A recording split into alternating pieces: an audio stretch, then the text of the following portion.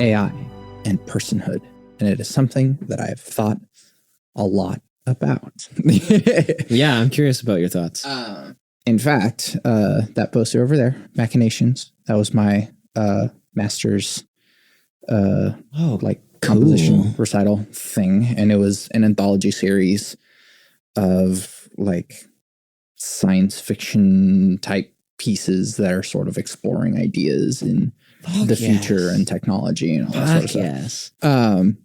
So yeah, I thought about AI and personhood a lot. And so, yes, if we somehow develop a general intelligence type AI that is capable of experiencing,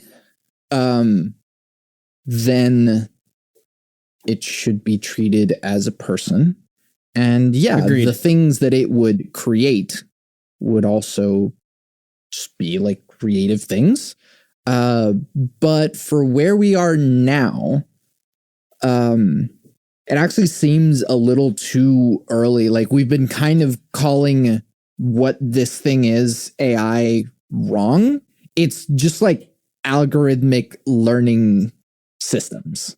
Like that's really what they are. They're not really artificial intelligences. They're just really smart calculators. Mm-hmm.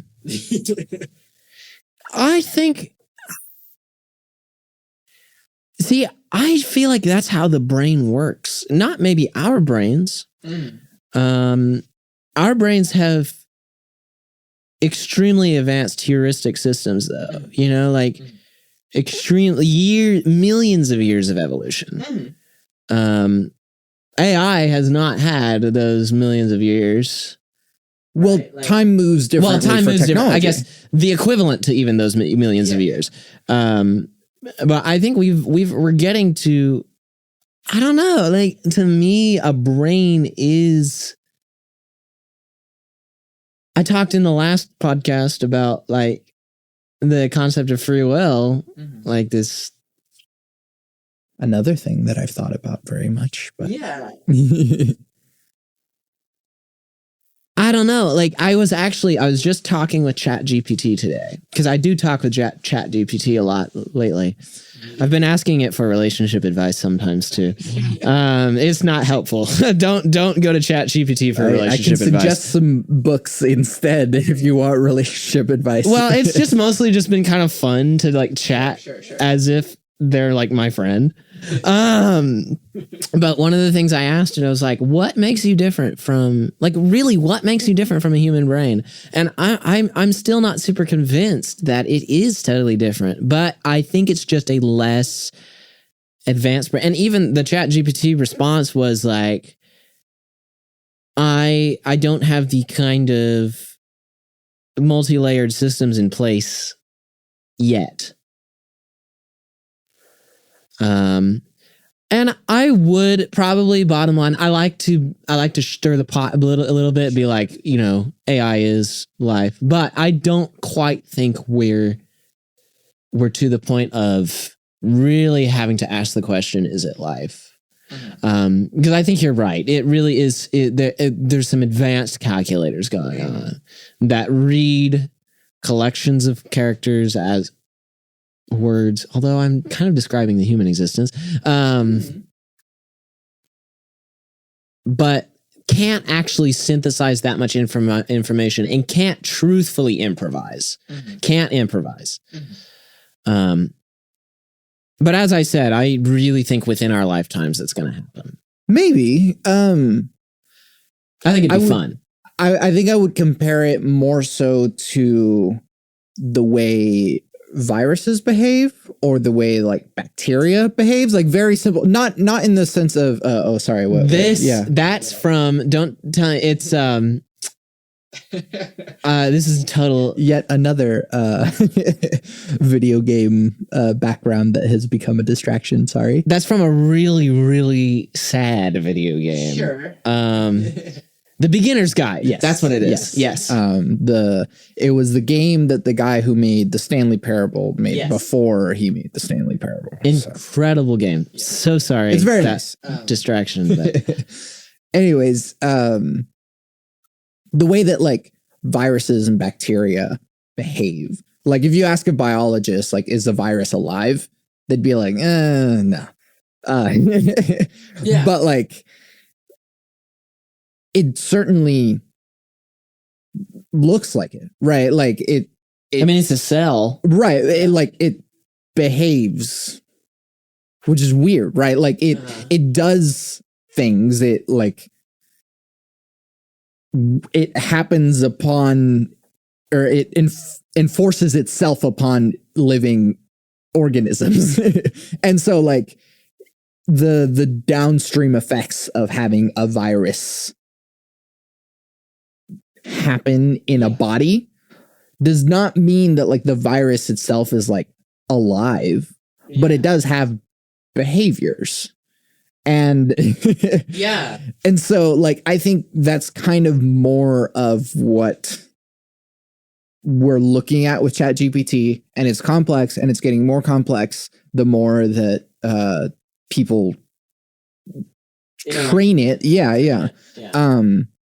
But in the same way that like COVID evolved and like has changed over the course of its over the course of the pandemic.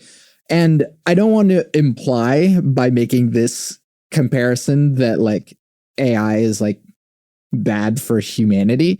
I don't think it is. Right. But like just the fact that humans don't like viruses, and so like I don't, just that the mechanism of a virus is convenient for the comparison here. And so like same with bacteria. Like, are bacteria thinking?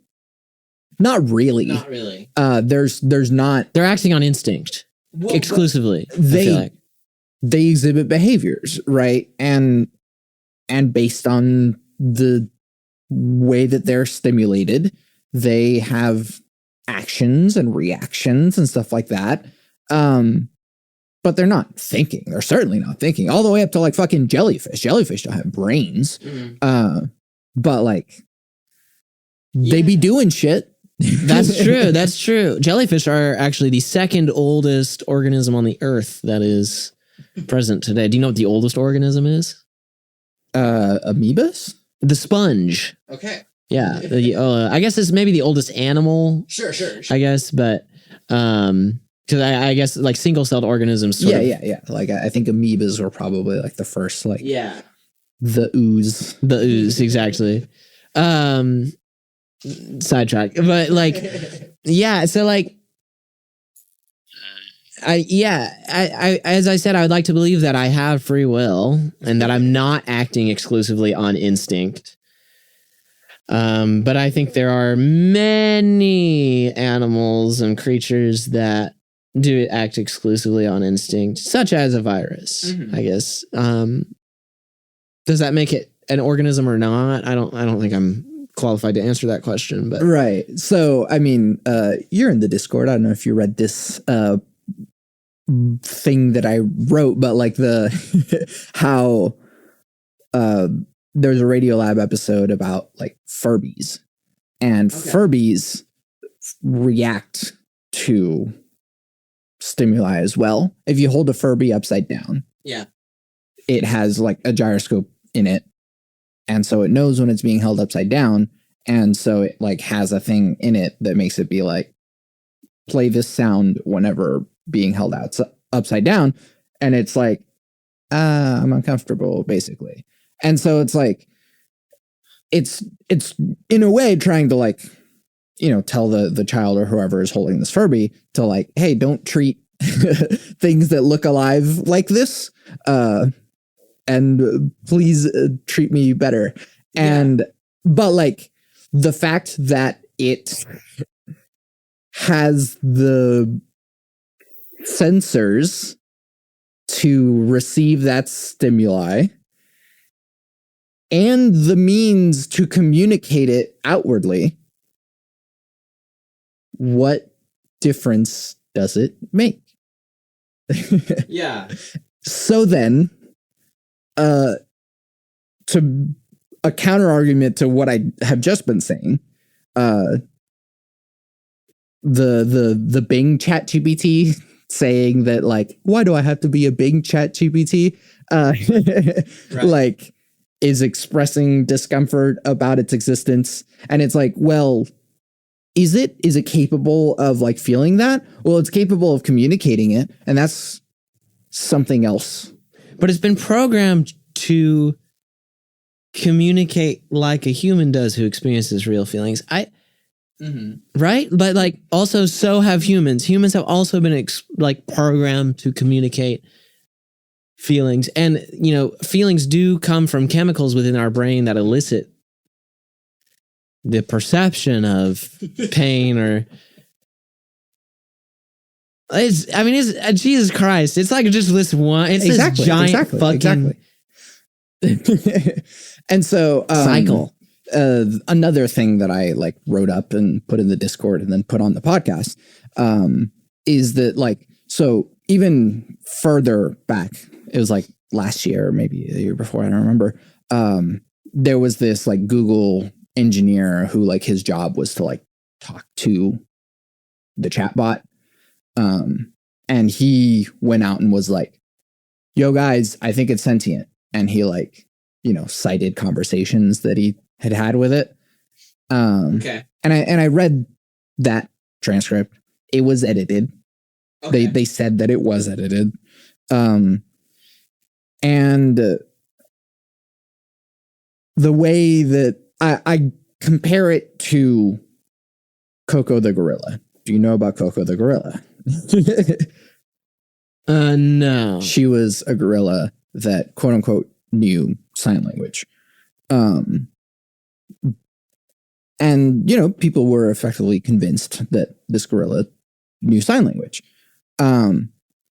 What people don't generally know is that Coco the gorilla was never seen in the public or by the public or filmed by the public without her trainer, and that Coco the gorilla was really mostly just following what the trainer was saying. So like anything like profound that Coco the gorilla did was kind of just trained. Yeah, it was a reaction to, and like, not to say that the gorilla wasn't very smart, because I'm sure she was, but and that's a huge achievement. Yes, absolutely. To be able to train a gorilla to mimic very complex hand motions and gestures, that is an achievement.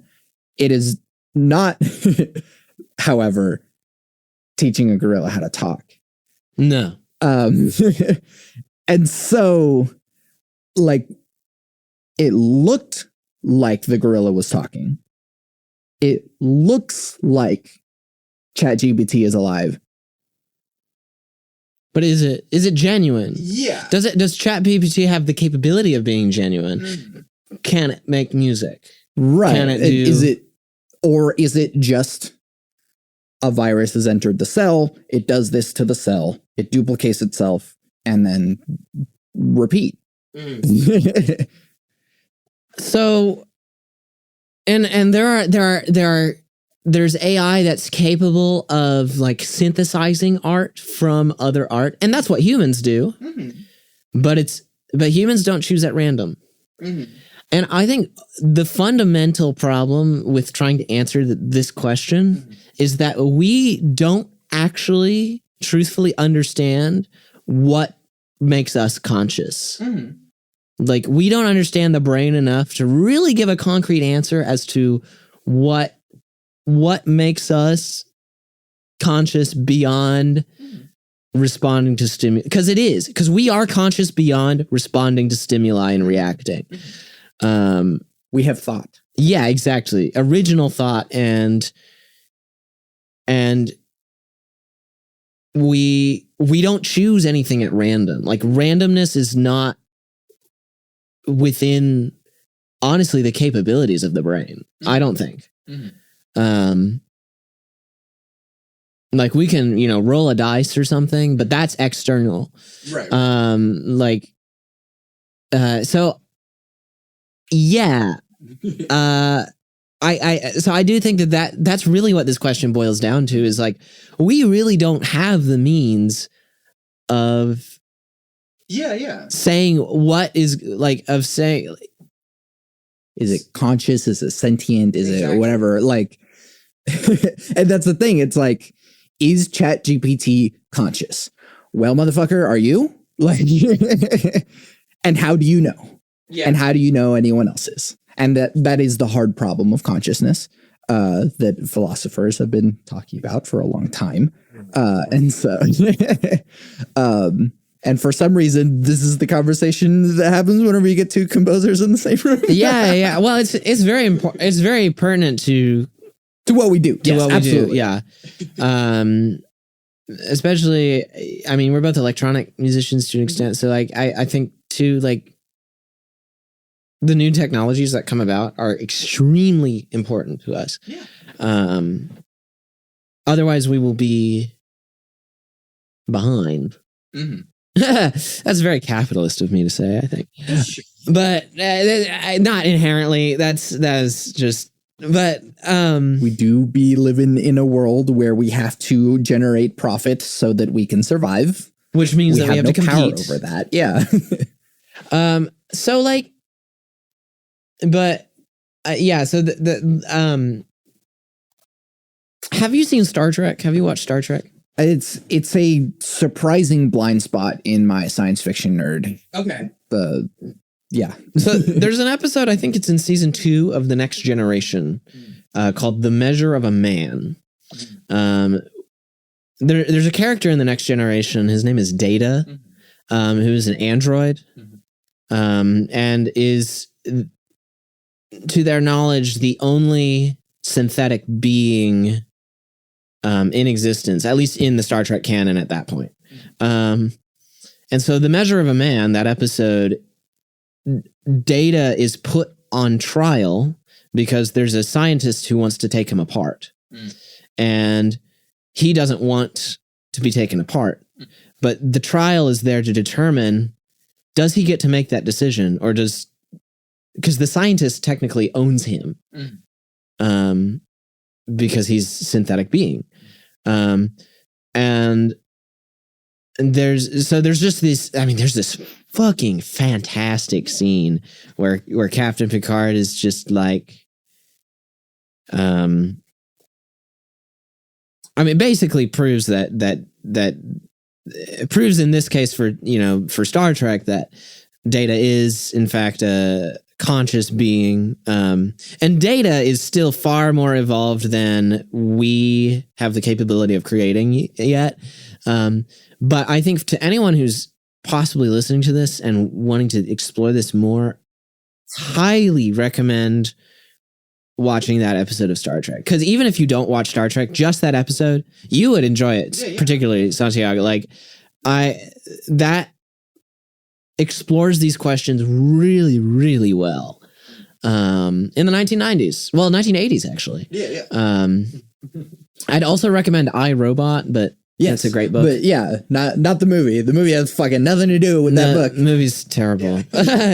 Yeah.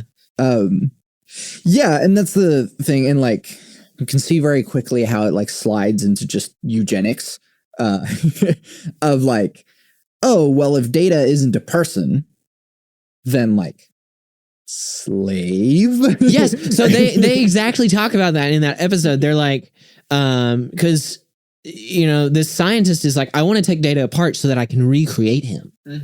And he's like, I don't necessarily want you to make a copy of me, because what are you going to do with that? What are you going to do with that person? And he's like, yeah, I want to create a workforce. And so slavery. Yeah.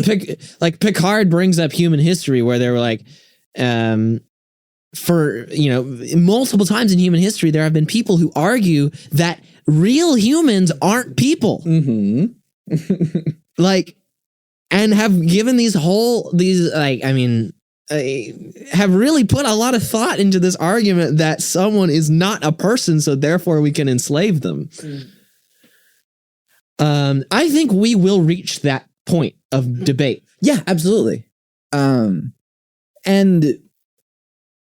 it's not pertinent yet because ChatGPT is not being oppressed. So, but the thing is that like we have the means to prevent that problem from being a problem, which is like, don't treat the Furby like an asshole, right? Like if we set the rules already, like, interesting, right. So like, earlier, whenever you were talking about how, like, we think, I also thought about, like, I mean, I have cats, and, like, when you look at a cat or at a dog, that, like, there's someone there looking back at you, that they're thinking, that, like... There's a consciousness, Yeah.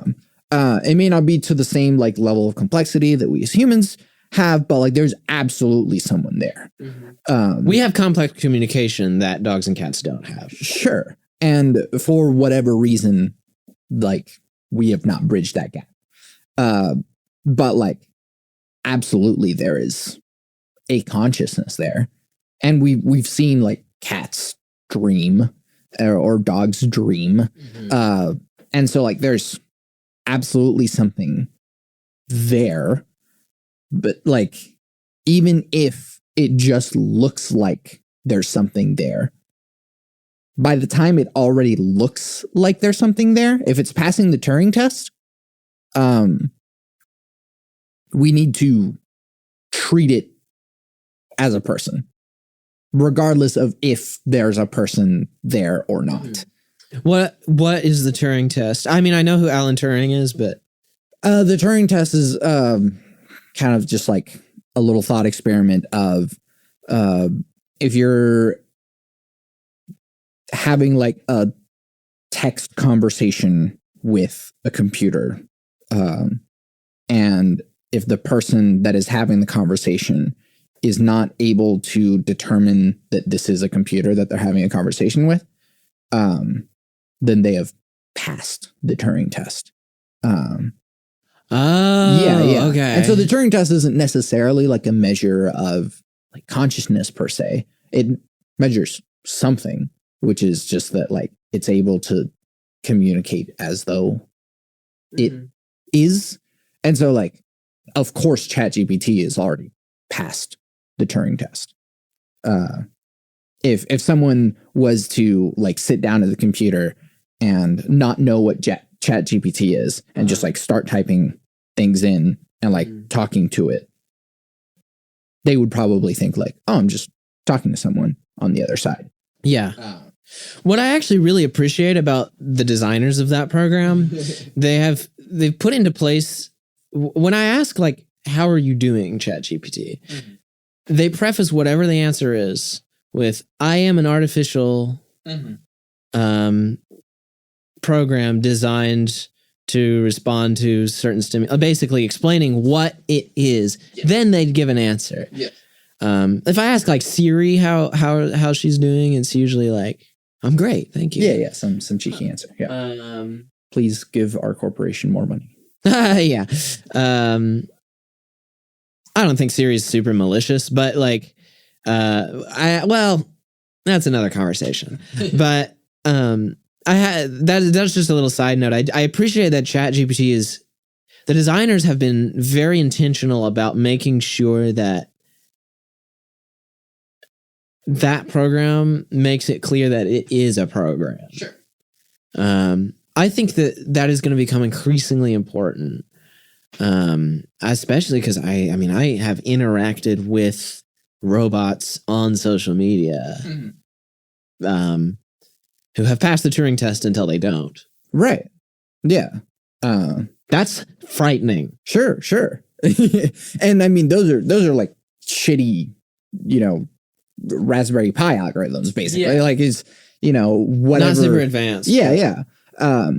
But it's enough, I mean, a Raspberry Pi 10 years ago was way harder to create than. Right. Yeah.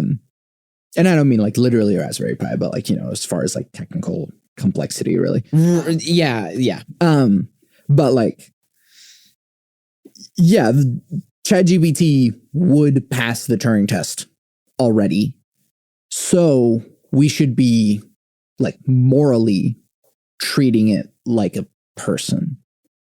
If it seems like a person, we should morally be treating it like a person. And that's kind of where that is. Like Kant said a thing about like animal abuse and not doing it. But it's interesting because there are no consequences to telling ChatGPT that like you're a piece of shit. Fuck you. I hate everything that you are. You are despicable. Like there are consequences to telling a person that. There are consequences to treating a pet badly. There really are no consequences to whatever behavior, however way you treat artificial intelligence at the moment. So I think that may be a new factor that I'll have to think about, because I'm not sure that I am fully like we're morally obligated to treat an AI well at this particular moment. I like the current state of AI, because it doesn't take things personally. But you are like the consequences are on you. Exactly. Like, frankly, I'm not going to tell ChatGPT that it's a piece of shit because I'm just not comfortable telling people that they're pieces of shit. Yeah. Especially someone that elicits the idea of being a person. That, like, even though I know for a fact this, like, I'm basically telling a shoe, like, it just is not, it doesn't make me, I will hesitate before I send that message. Yeah. In the same way that, like, you're just playing video games is like, I don't want to like treat these NPCs badly because like their relationship status will change and the like thing in the like calculus of the game. And it's like, yeah, it's a game and it's like designed to like very simply react to, just because like the writers can only put so much in. But it does show you negative consequences of your negative actions. Sure. But it's like, we're also kind of like not inclined to do that. At least I don't know about you. I regardless of like, yeah, my usual first run of a game is like a good run. Yeah. And then like, maybe if I'm trying to uncover all of the everything else about the game, I'll do like an evil playthrough. Yeah. But like, sorry, go ahead. Well, this is vital in talking about young people, like children. Because like you said, the Furby is designed to teach and allow a child to practice treating another being well. Maybe not necessarily. It is a toy, I guess. But it at least was enough of a priority to the people that made Furby to have that feature and other features like it. Yeah. But I mean, you get a kid to handle a game like Saints Row 4, where or Grand Theft Auto, where there's no consequences to. In fact, you're almost encouraged to treat NPCs like shit. Sure. Well, in that same way, how like ChatGPT tells you every time that like, hey, I'm a computer. Like, and this is the thing, is that like this argument has been used by like conservatives to be like, oh, video games are bad for children. And it's like, no, I don't think video games are actually an outlet for people that like, if they do not have an outlet for these violent tendencies in any way in their life and are just like emotionally repressed in every way, bad, very bad things happen. And so like video games actually reduce violent tendencies, like actual physical violent tendencies, because there's an outlet for it. There's some sort of emotional catharsis that happens whenever you're able to do that somehow, if, not at all. And so it is better to have Mortal Kombat instead of having a child physically fuck someone up. Yeah. And that debate it does have some complicated nuance to it, because I do to an extent feel like there's like a certain age range and certain maturity that can't handle a game like Grand Theft Auto 5. Sure. I'm not enough really of an expert to feel comfortable commenting much more on that issue than that.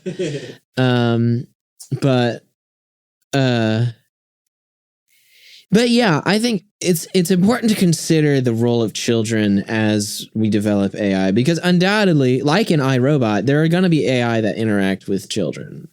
And it's going to be great for a lot of us. And if we can have, in a future where we do have like artificial nannies who do certain roles for young kids, I think that that's okay, but it's very, very important that we still instill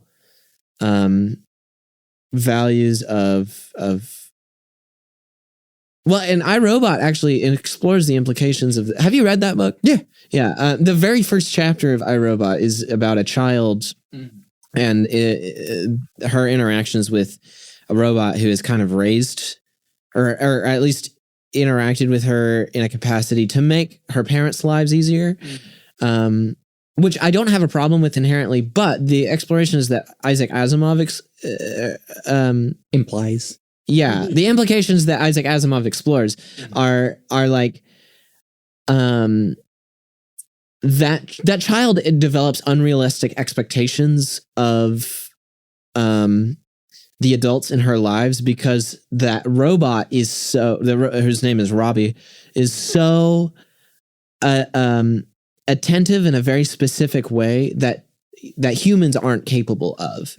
So I think the designers of artificial intelligence have a moral obligation to design AI that doesn't damage our children, and it doesn't damage our adults. I think there are many people who are. There's the movie Her.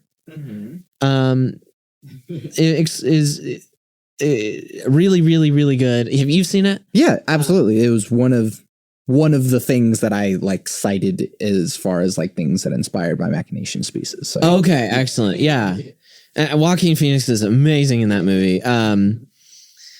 But like he falls in love with an AI who has frankly an unrealistic relationship with, okay. She has a very real relationship with a human that the human can't keep up with. Exactly.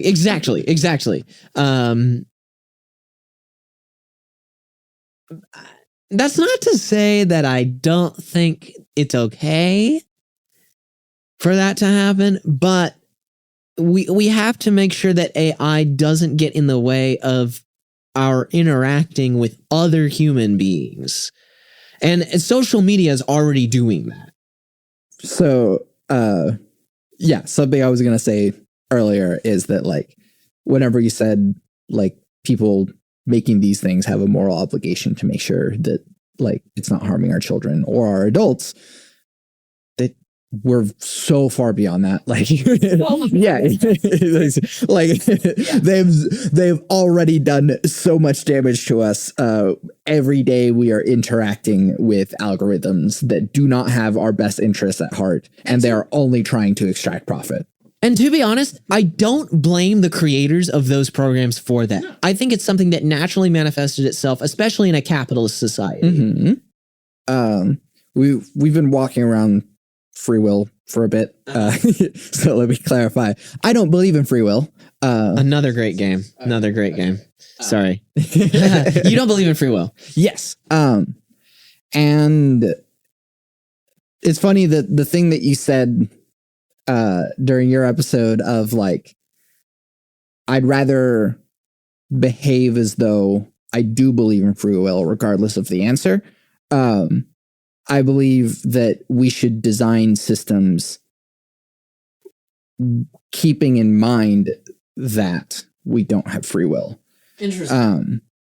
And whatever, like, the thing about the absence of the belief of free will is that it doesn't actually really change anything on the individual level.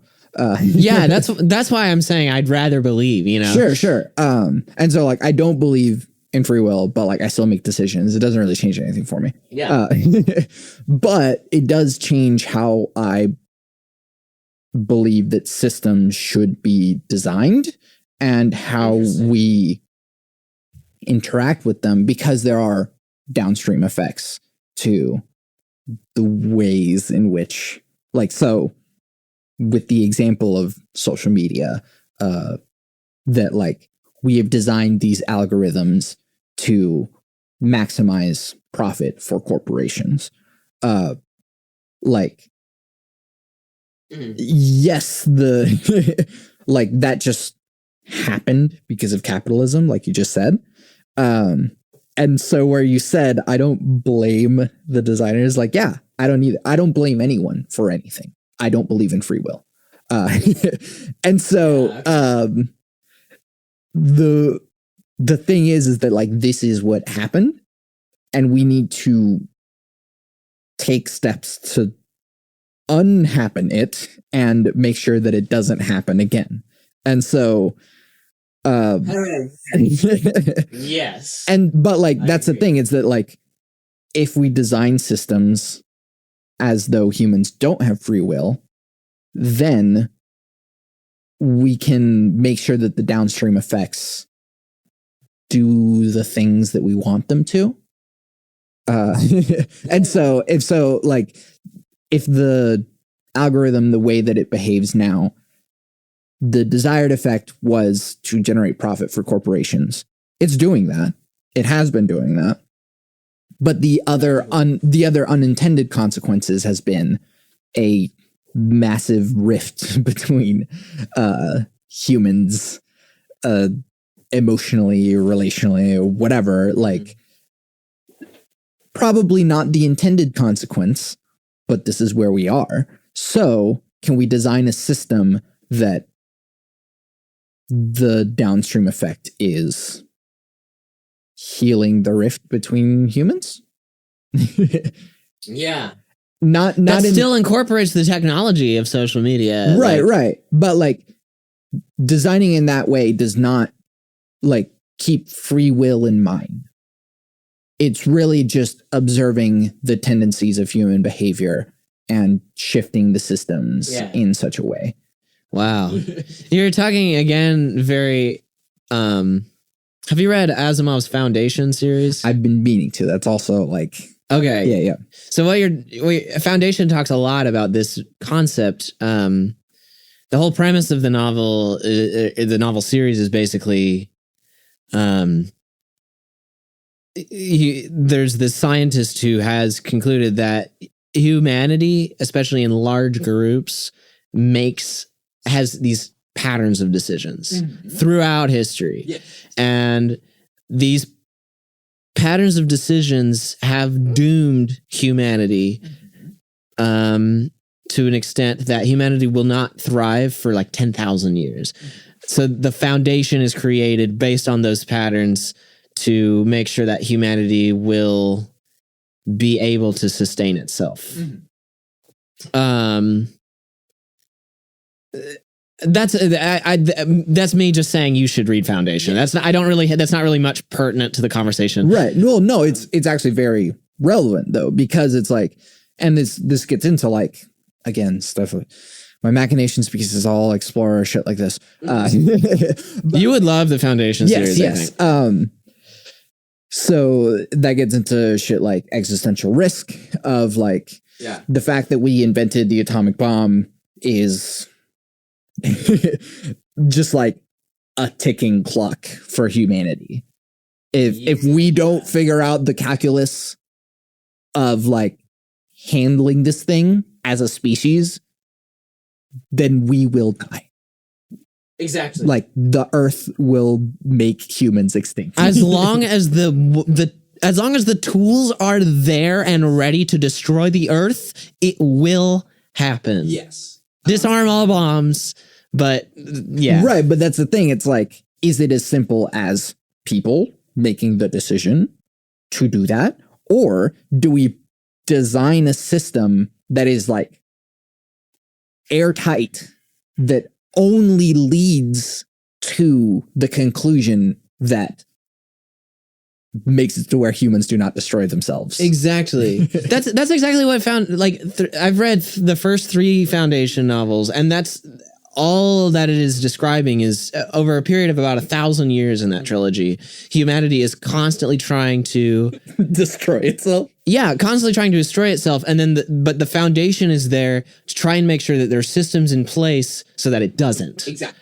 But it's not. But the Foundation never acts based on one person's decision, or it's always trying to design a situation that allows people to move forward. That's what I think is so interesting about Asimov's writing in that respect. No, I absolutely apparently I should have read Foundation a long time ago. So yeah, I think you would really dig it. I have I should asterisk this conversation. I have a lot of problems with Isaac Asimov. The guy was a dick. Well, sure, and he was a man alive in the 60s. So yeah, and the guy, I don't know if you know this, but the guy basically wrote a book justifying his misogyny. Yeah. I don't know which book, but I imagine. Yeah, and the guy's pretty. So I want anyone listening to know that I am not a fan of Asimov per se, other than I do think his writing is genius. People are complicated. People are complicated. Yeah, people are complicated. Anyway. Somewhat tangential. Do you know about Be Real? Rings a bell, but is it just like the social media thing where you take the picture where it's also taking a picture of you? Yes. Yeah. Okay. I love Be Real. It's this, to me, it's social media done right, because there's a notification that goes off every day for everyone who has Be Real, and they all take that one picture, and it's just, and the only thing you see when you're on Be Real is the friends that you are friends with, basically. And your scrolling ends. There's no ads. There's no system that determines what you see, except the fact that you have chosen to see these friends. You can't post images, from your phone, other than what you take with the camera. But to me, that kind of thing is really going to be the future, because the direction that social media is continuing to go is scary and might damage the whole of humanity, or at least large parts of it. It already is and has, yes. So platforms like because I don't think social media is inherently bad, and I think platforms like Be Real exhibit that. And do it right, where it is truly about people interacting with other people and not really anything more. Yes. Yeah. And I mean, hey, there's a Bit Depth Discord. If you haven't joined the Bit Depth Discord, this is an example of social media being a net positive. That's true. In my life. I love the Bit Depth Discord. I love the other Discords that I'm a member of. And yeah, there is a way of interacting with other people through a social media medium. Discord is like Reddit, but not Reddit. Well, it's just Messenger, kind of. Yeah, but for niches, because you get large part, we were talking about Hyperlight Drifter in the last podcast. I'm part of the Hyperlight Drifter Discord because it's a large community of people who really like that one game, Yeah. And we get to talk about that game and things related to that game. So join the Bit Depth podcast Discord. Yeah. It's not active all the time, but when it is, it's pretty awesome. But yeah, like there are ways of utilizing social media to have good things happen in your life. Like social media, I mean, Twitter has done a lot of good things in the world in spite of the rest of the awfulness that it is. Facebook as well, Instagram as well. But like, there's great things about each of them. Yes. And Facebook changed everything. Facebook is the one really that opened the door for a lot of good and a lot of evil. Yes. It looks like the net, like if we're measuring the net good, bad, it looks like at this point, the big social medias, which are Facebook, Instagram, Twitter, TikTok, it looks like the net is probably negative at this point.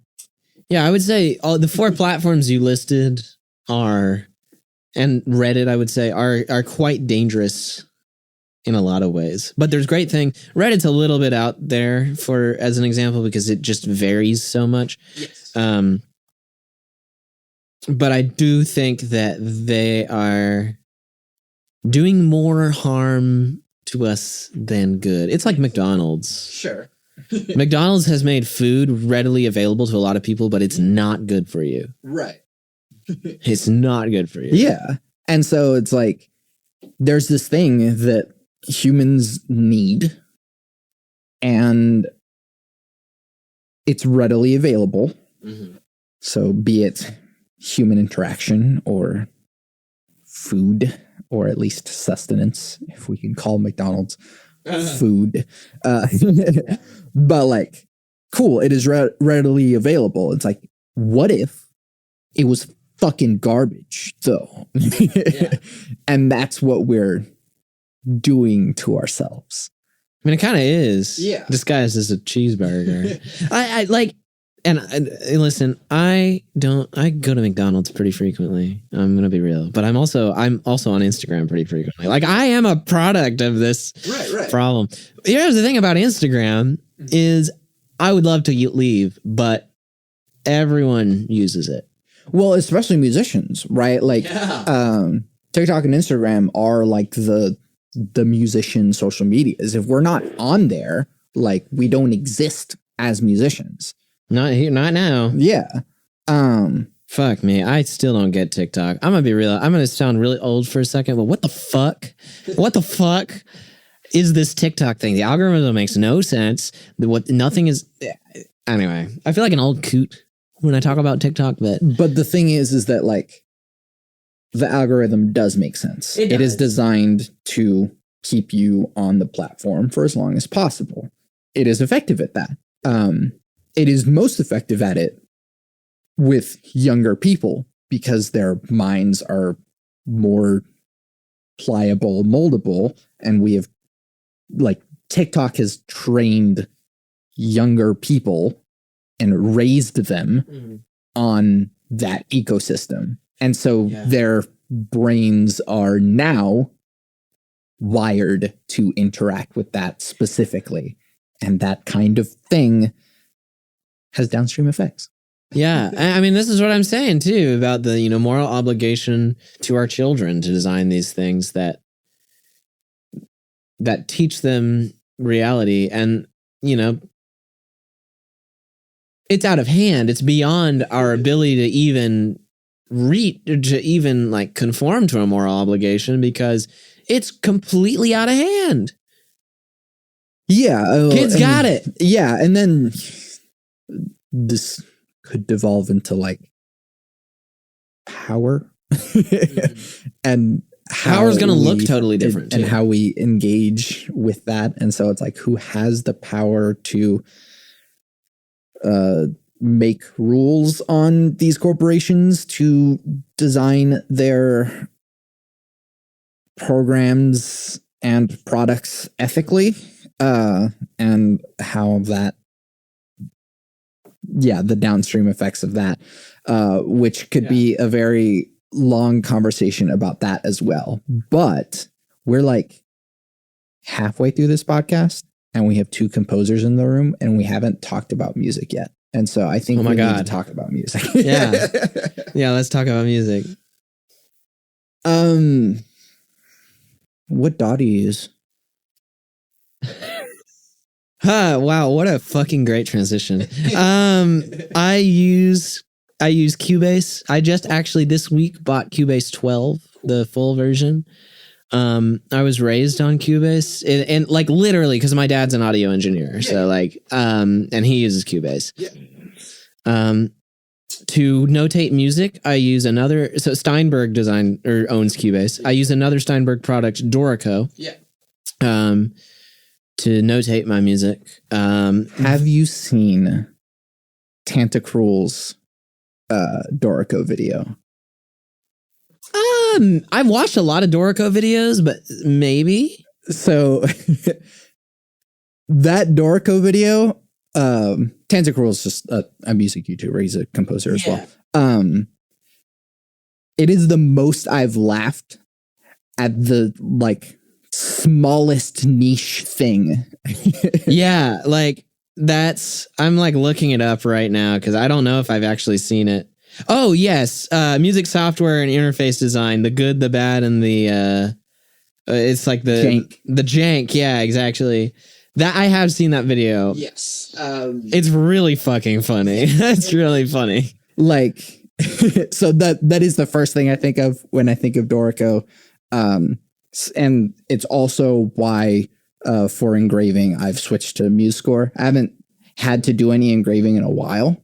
So yeah, I do it all the time. Yeah, so. Yeah. Well, right now you do. Yeah, I guess. Yeah, I mean, you are in music school once too. So yes, but whenever I was in music school, I was using Finale, and literally every time every time that I would open Finale, I would say out loud by myself, "I fucking hate Finale."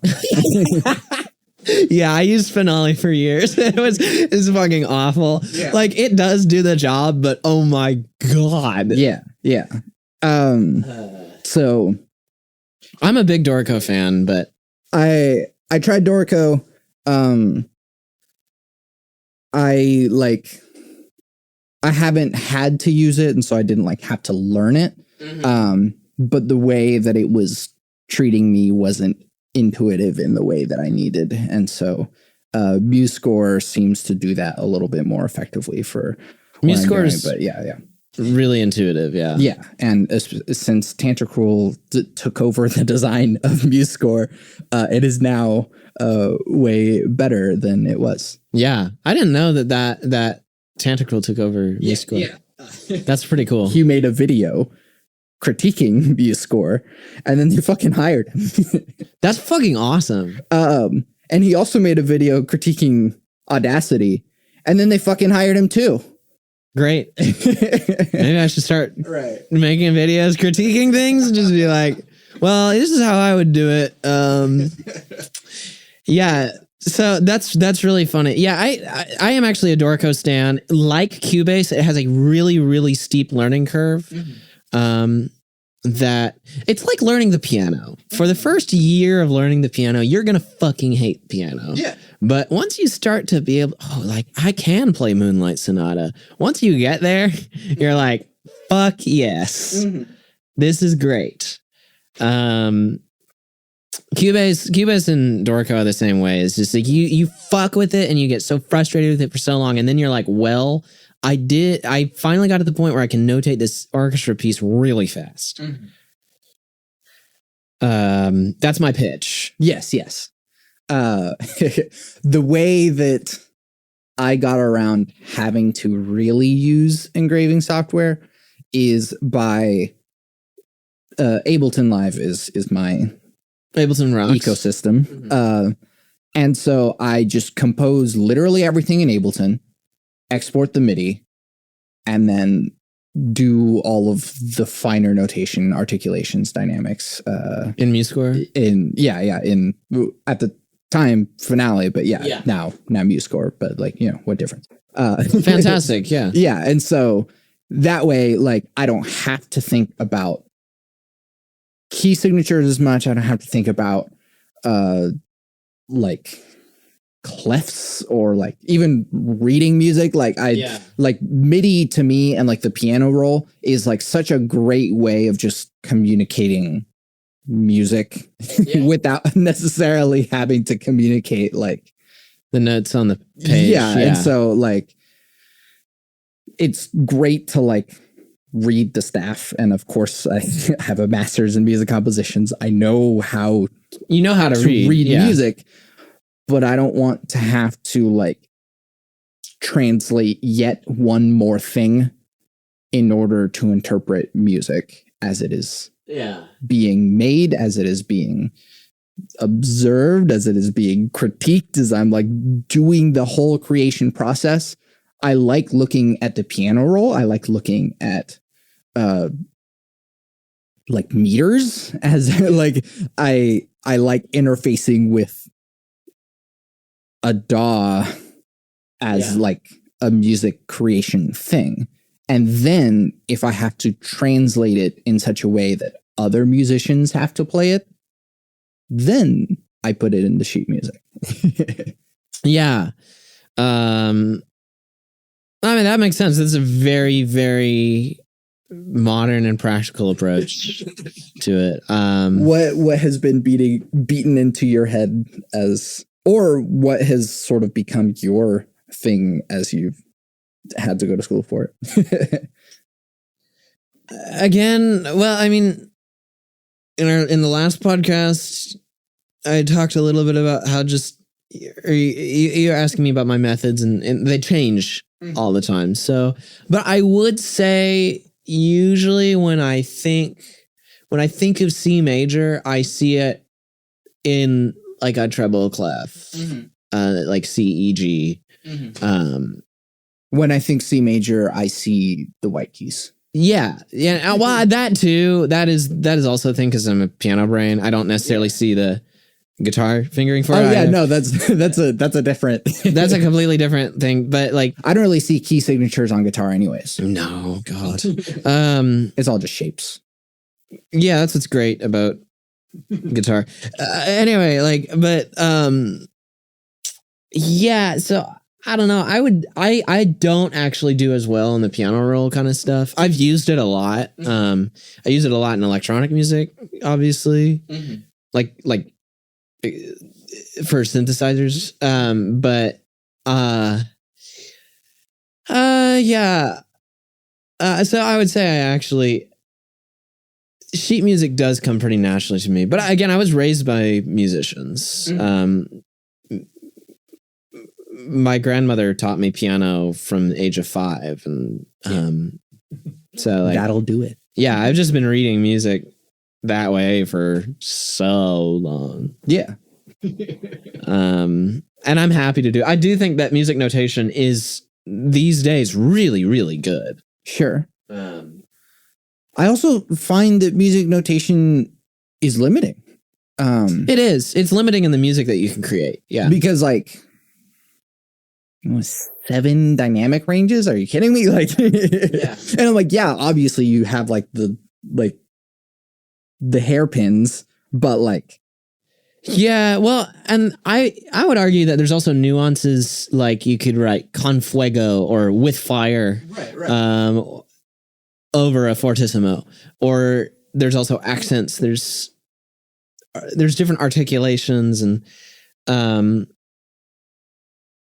but I think ultimately music. My composition teacher really started me right in that. He was like, when you start a piece, one of the best things you can do is just sketch the music, whether that and whatever that means to you. So if you want to integrate some Western notation in there, you can, but just take a giant sheet of paper and write out the music, draw it, whatever that looks to you. Because if you're trying to write music in notation software, or if you're trying to even just write music on staff paper, or even on exclusively a piano roll, you're not going to write music. That's really what you want to do. It's just, it limits your vocabulary in a way that I don't like. Yeah.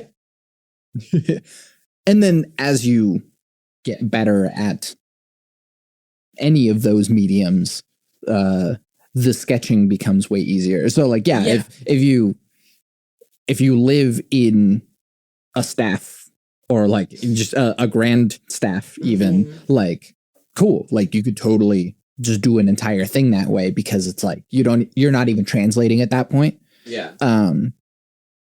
Or in a piano roll or in just like looking at the piano and just like seeing it over time, or like the Guitar Hero of notes coming at you, or whatever that means to you, however you like experience music. Like it's basically tablature. That right. At some point you stop seeing it as like, oh, I'm in the key of E, which means 4 sharps, and then it means that I have to like God. Yeah, and like that stuff comes eventually, and it's like and that's the funny part, right? That like I had to help so many like other musicians during music school that like could not like grasp music theory. Yeah, that's what people like us have to do. And it's like, well, eventually it stops being music theory and it's just what it is. Yeah. And so like, yeah, when you look at the piano, you don't have to think like, okay, E major 4 sharps. Like it's just like, these are the notes. And sometimes it's the notes that aren't necessarily that. Yeah. And then these are the like it just happens. You know, I think what's so great about Western music notation is that it has existed for hundreds of years and has been refined for hundreds and hundreds of years. And musicians for hundreds of years have read from it and figured out ways to make it better. The problem with Western music notation is that it's existed for hundreds of years. And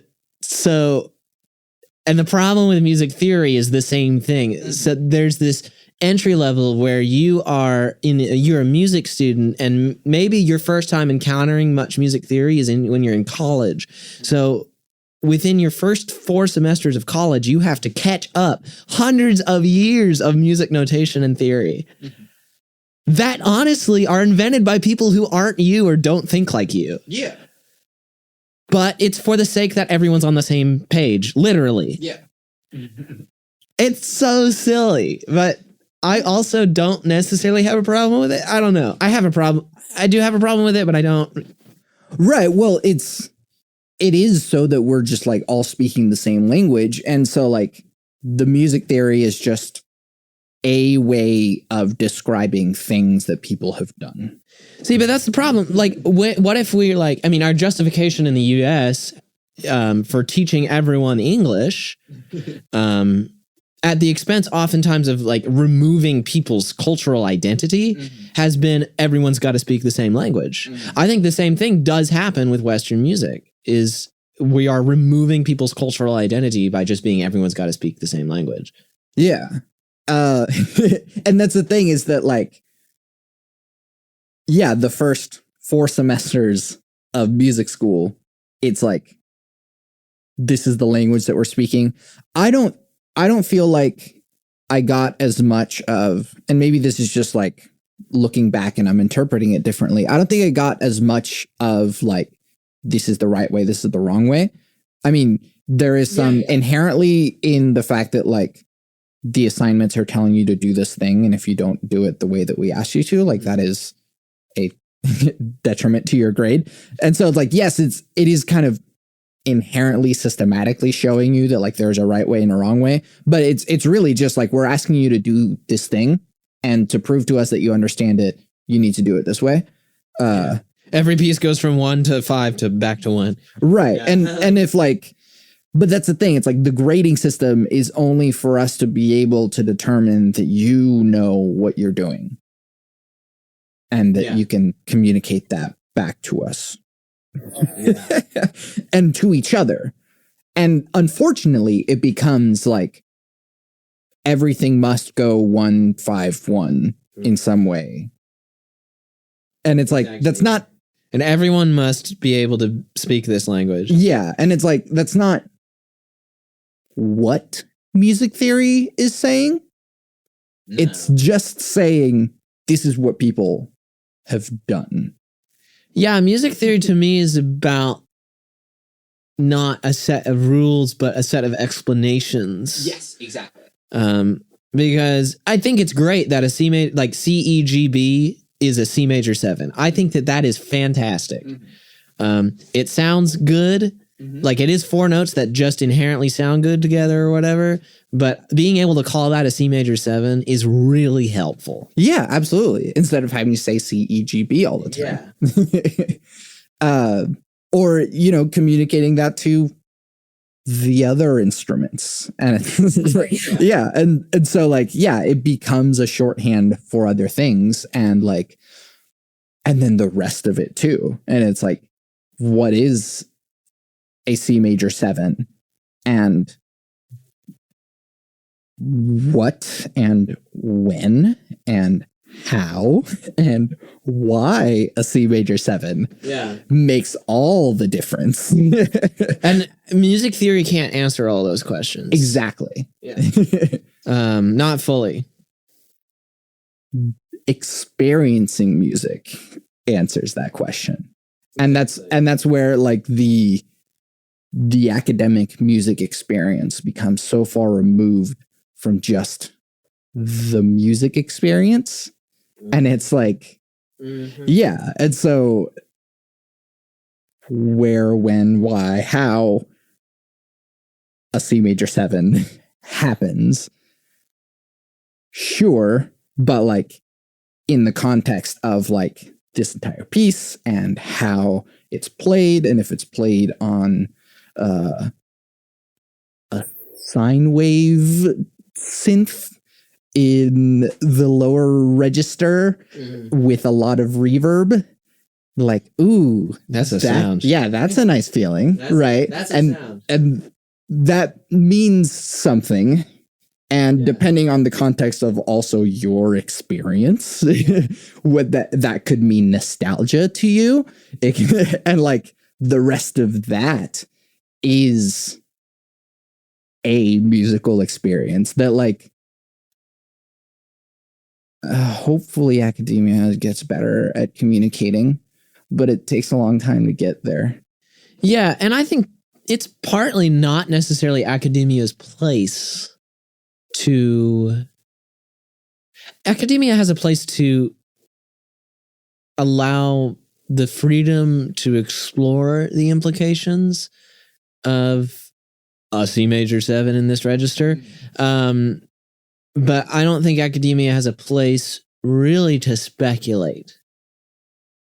At least not. Academia has a place to teach you how to speculate. Mm-hmm. Sure. Yeah. This is something that I also wanted to explore with you, but like we're past the hour mark. We're just gonna go a little bit longer. That's fine. Sorry. That one thing that I really enjoy discussing, especially in music, is the way that we interpret and the things that we as experiencers of music put into it, the things that we put into it, the way that we experience it, like in shorthand, I kind of call it signal to noise ratio. It's sort of like what the music is trying to say, the intent versus the interpretation and the things that the interpreter is putting into it because of who and what they are.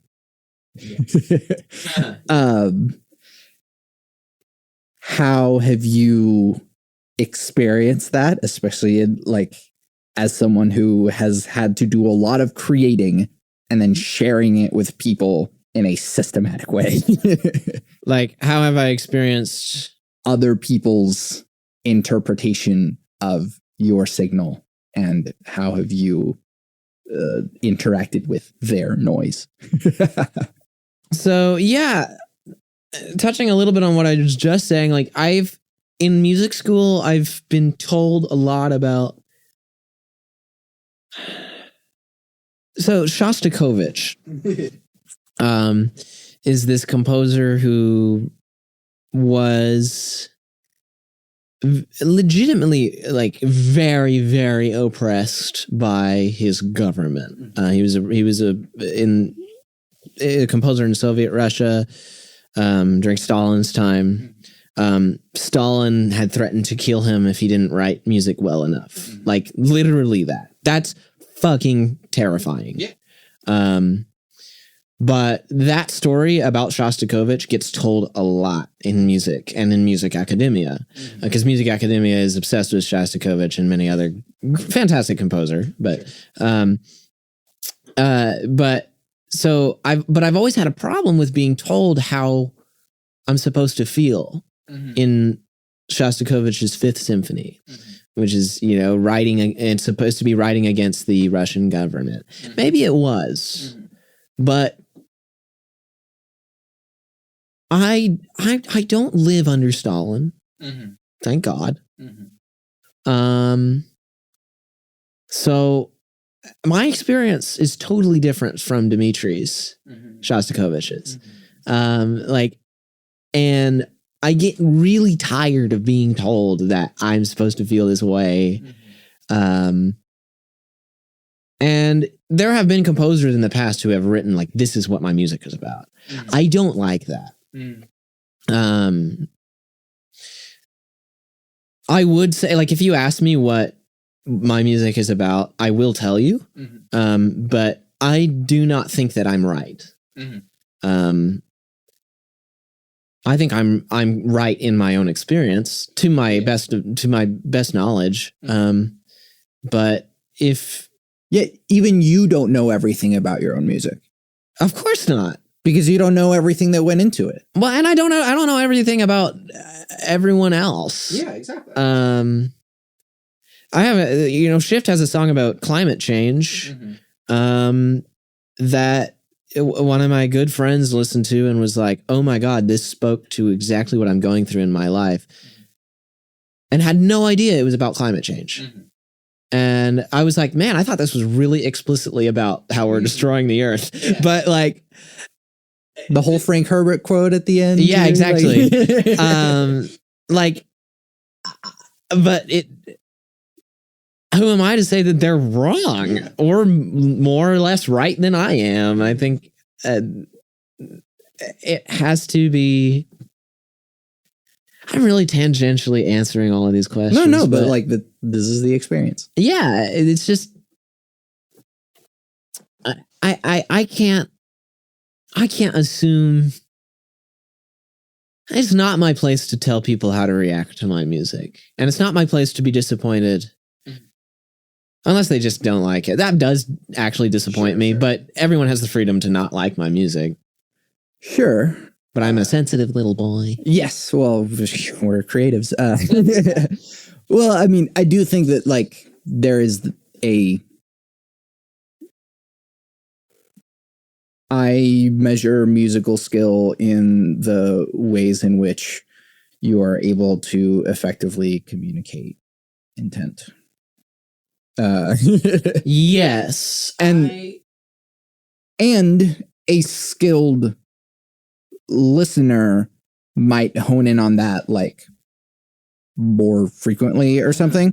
But that's not to say that, like, any other interpretation is necessarily wrong. But skill is just practice. Yeah. Right. But if, like, as a composer, like, it would be one thing if, like, okay, yeah, your friend, like, interpreted that song as, like, wow, this really spoke to me and what I'm going through right now. Like, that's cool. But, like, it would be a very different thing if everyone that listened to it was like, this really spoke to me and what I'm going through right now. It's like, wait, you didn't get climate change out of that? No one's, like, picking up on this? Then that is a thing. Something has You do raise a maybe good gone point. wrong here. Yeah. And so it's like, and this is what I mean by like signal to noise, right? Like, and so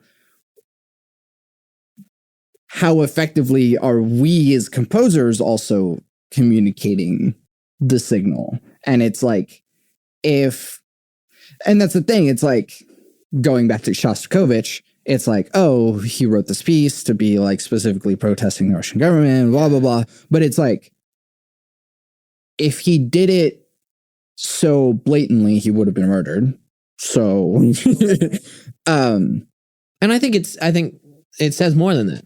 right. And so it's like, then the intent is far more obscured, intentionally so. And that is also a skill in itself. Absolutely. To be able to communicate something.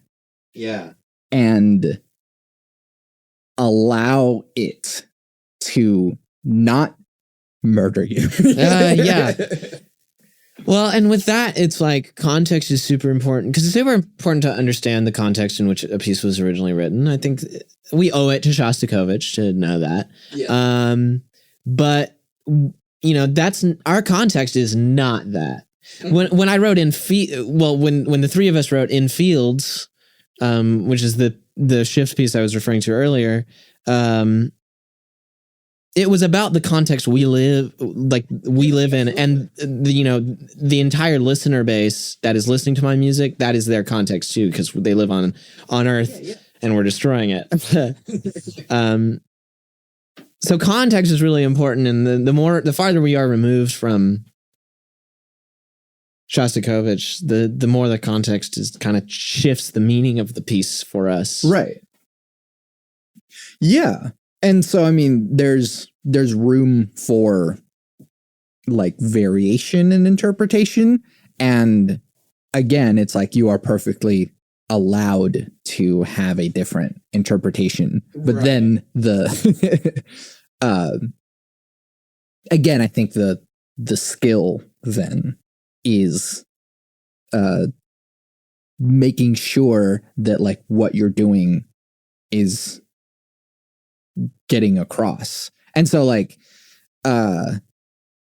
if your intent is to be unclear in a thing and be like, I'm intentionally not outlining the intent in this lyric or this musical passage or whatever, and then everyone puts their own intent, or everyone puts a very like, if there's a consensus about what this thing means, and it's like, wow, cool, okay, like, and then that says something as well, and it might say more about the listener base than it does about the creator. Yeah, true. And yeah, and there have been occasionally times where I've written a piece of music trying to communicate a thing and no one gets it, and like no one get, and sometimes that's distressing, but other times I'm just like, what, like everyone is interpreting the same meaning that's not my meaning, then I'm like, well, I guess that is what this piece is about. More so than it was what it is for me. It's fun. Yeah. I don't know. But you learn something through that, right? That's why music's fun. Yeah, yeah. And you learn that like, okay, by doing this thing, I was trying to say this, but people got this.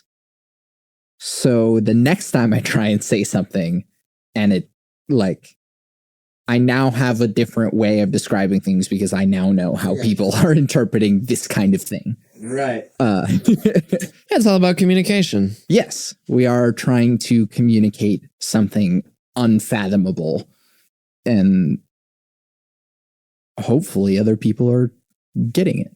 And if they're not getting it, they're getting something. And that's significant as well. It's powerful just to put something out there and have people feel something. By golly, it really is. And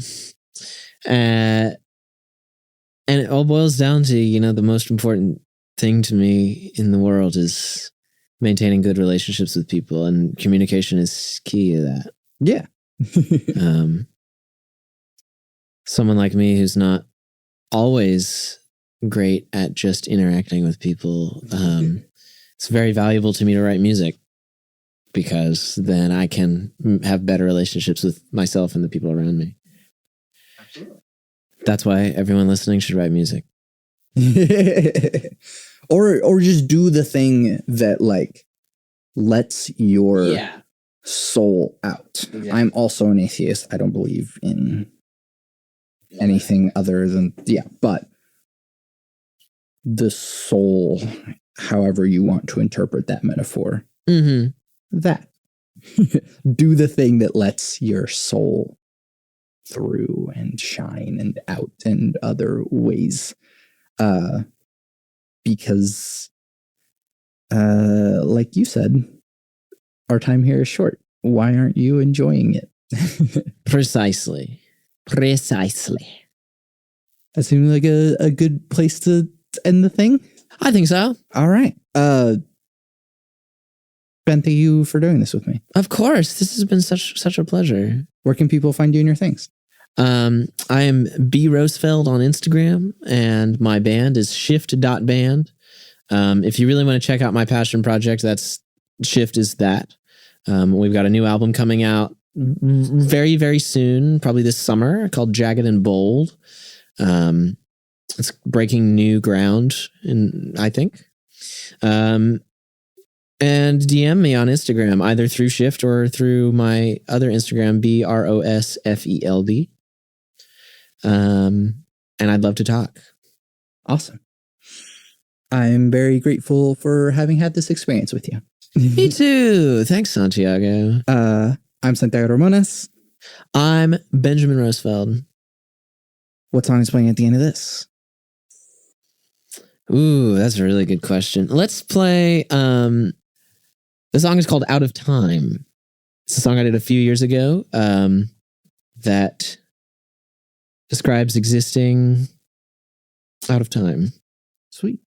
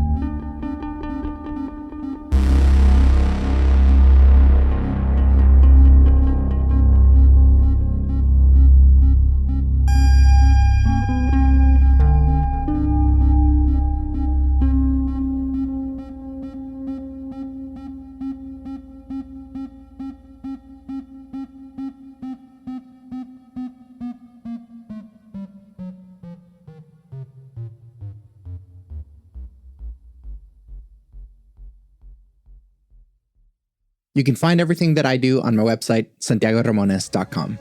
I make music and produce audio. The music you're hearing now is music I made. You can listen to official releases by Santiago Ramones on Spotify, Apple Music, and the other streaming places. Or you can support me directly by buying my music on Bandcamp. I'm working on Hypothetical, my first singer-songwriter album, so if you'd like to hear that at some point, I'm so close, I promise. There are lots of ways to support me on my website. There's a Discord server in which we discuss deep topics from the podcast, but it's also a community of beautiful human beings.